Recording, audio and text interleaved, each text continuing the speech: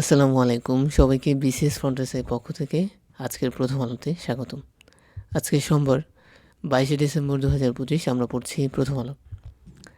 তো আপনারা একটু লক্ষ্য করেন, এখানে একটি গান আছে, মুক্তির ও মন্দির ও সোপানতলে কত প্রাণ হলো বলিদান, লেখা আছে অশ্রু জলে। এই গানটি লিখেছেন মোহিনী মোহন চৌধুরী এবং সুর দিয়েছিলেন কৃষ্ণচন্দ্র দেব।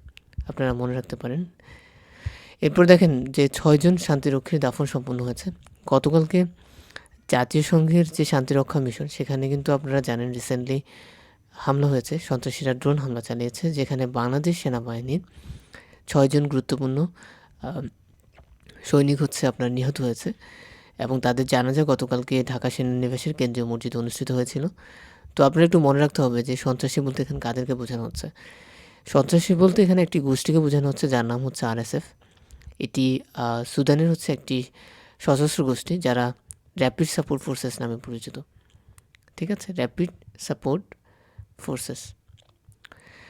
তো এই যে র্যাপিড সাপোর্ট ফোর্সেস, এটার নেতৃত্ব দিচ্ছে একজন ব্যক্তি যার নাম হচ্ছে হামদান দাগালো। আপনারা নামটা মনে রাখতে পারেন। আর সুদানের যে রাজধানী তার নাম হচ্ছে খার্তুম।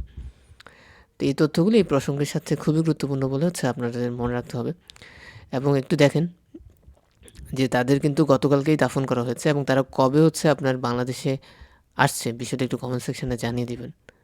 এরপর একটু লক্ষ্য করেন যে ক্ষমতাকে প্রশ্ন করে যাবে গণমাধ্যম, খুবই গুরুত্বপূর্ণ একটা ব্যাপার। আপনারা জানেন গতকালকে বিএনপি একটি মত বিনিময় সভার আলোচনা আয়োজন করেছিল, সেখানে বিভিন্ন সংবাদ মাধ্যমের প্রমিনেন্ট পার্সনগুলো উপস্থিত ছিল এবং এটার মূল কারণ ছিল আপনারা জানেন রিসেন্টলি প্রথম আলোতে হামলা হয়েছে। প্রথম আলো এবং ডেইলি স্টারে হামলা করেছে। তো এই বিষয়টা বিএনপি উদ্বেগ প্রকাশ করছে। তারা বলছে যে এটা সামনে যে নির্বাচন সেটিকে বানচালের একটা প্রচেষ্টা এবং এই যে হামলা, এগুলোকে কঠোরভাবে দমন করতে হবে, নচেত আমরা আবার সেই সংস্কৃতিতে ফিরে যাব যেখানে স্বৈরতন্ত্র গণমাধ্যমকে স্বাধীনভাবে কাজ করতে দেয়নি। তো আমাদের স্বাধীন গণমাধ্যম আসলে অত্যন্ত গুরুত্বপূর্ণ। আপনারা বুঝেন যে সুশাসন প্রতিষ্ঠার জন্য রাষ্ট্রের জবাবদিহিতা অবশ্যই নিশ্চিত করতে হবে এবং এই নিশ্চিত করার কাজে গণমাধ্যম সবচেয়ে বড় ভূমিকা পালন করে থাকে। এরপর আমরা অভিমত বিশ্লেষণ কলামে চলে এসেছি। আপনারা একটু লক্ষ্য করেন, এখানে একটা ম্যাপ আছে, এখানে পড়ার মতো তেমন কোনো তথ্য নেই। আপনাদেরকে আমি সিন্ধু নিয়ে বলতে চাই। এই যে সিন্ধু সভ্যতা, এখানে কিন্তু সিন্ধু নদের অববাহিক সিন্ধু সভ্যতা গড়ে উঠেছিল। এটি আমাদের সবচেয়ে প্রাচীন সভ্যতা এই উপমহাদেশের এবং তাদের কিছু গুরুত্বপূর্ণ অবদানও আছে। তারা আপনারা জানেন হয়তো নগর সভ্যতার স্রষ্টা। তারপরে এখান থেকে পরিমাপ পদ্ধতির উদ্ভাবন হয়েছিল। তো এই সিন্ধু সভ্যতার দুইটা গুরুত্বপূর্ণ শহর ছিল, একটা হরপ্পা আর একটা মহেঞ্জোদারো। এই হরপ্পার বর্তমান অবস্থান পাকিস্তান। ঠিক আছে, তো আপনারা এগুলো মনে রাখতে পারেন। আরেকটা ব্যাপার একটু বলতে চাই, এই বেলুচিস্তান দেখতে পাচ্ছেন, এটা কিন্তু পাকিস্তানের অংশ হিসেবে আছে, কিন্তু এরা কিন্তু পাকিস্তান থেকে স্বাধীনতা চায়। এর মূল কারণ কি জানেন? এর মূল কারণ এই অঞ্চলটা পাকিস্তানের অন্যান্য অঞ্চলগুলোর তুলনায় পিছিয়ে আছে এবং তারা মনে করে যে সরকার তাদের দিকে ভালোভাবে দৃষ্টি দিচ্ছে না। তো এখানে ডিস্টেন্স একটা বড় ইস্যু আছে। তারপরে আপনার সরকারেরও নিজস্ব কিছু লিমিটেশন থাকে। আপনারা হয়তো জানেন পাকিস্তানের বর্তমান অর্থনীতি বা আগের যে স্ট্রাগলগুলো পাকিস্তান কিন্তু এখনও ঘুরে দাঁড়াতে পারেনি। তো ভারতকে দেখেন, এখানে ভারতের যে এই অঞ্চলটা যতটা সমৃদ্ধ, এখানের যে অঞ্চলগুলো, এই যে অরুণাচল, এখানে 7টা যে প্রদেশ আছে, এরা কিন্তু এতটা ডেভেলপ না।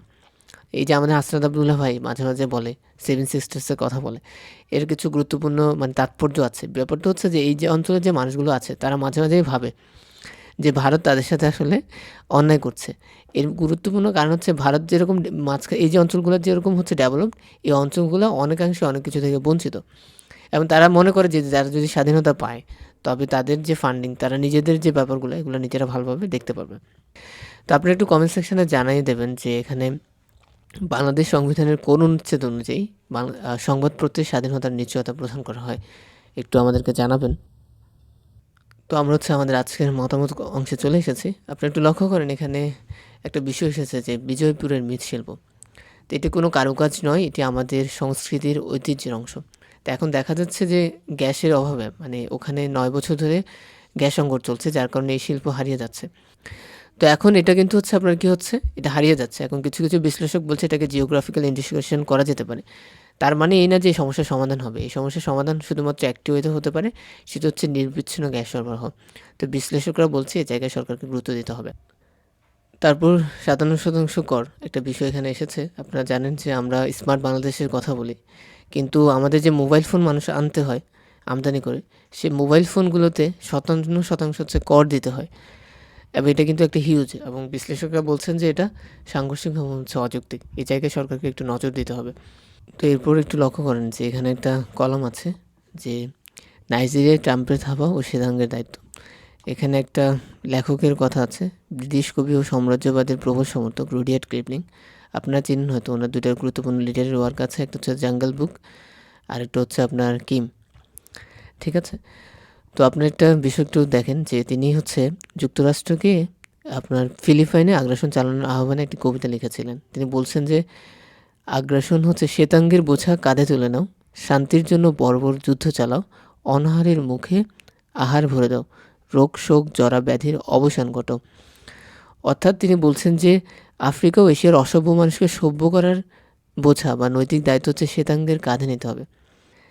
এই জিনিসটা আসলে তিনি বলছেন। এখন বিষয়টা হচ্ছে এই জিনিসটা আসলে পশ্চিমাদের এই যে আগ্রাসন, সেটাকে অনেকটা জাস্টিফাই করে। এই বিষয়টা বলা হচ্ছে এখানে যে এই যুক্তির মাধ্যমে আফ্রিকা ও এশিয়ার দেশগুলোর দখলের সাম্রাজ্যবাদী প্রতিযোগিতাকে ন্যায্যতা দেওয়া হয়।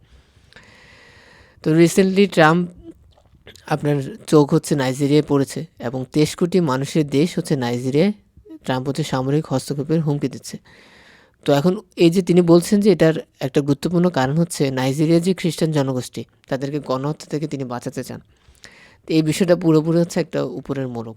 এর ভিতরে কি আছে এই বিষয়টা নিয়েই হচ্ছে এই কলাম।